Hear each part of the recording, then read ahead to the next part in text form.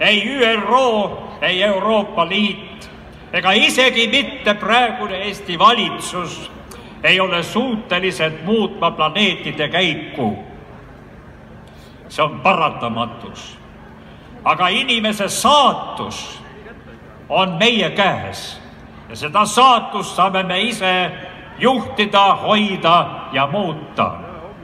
Selleks tuleb ärgata, selg sirgu ajada ja muutuda koormakandjast orjast vabaks inimeseks, kes kannab ainult seda koormat, mis on õilis ja vajalik. Ärka, Eesti rahvas!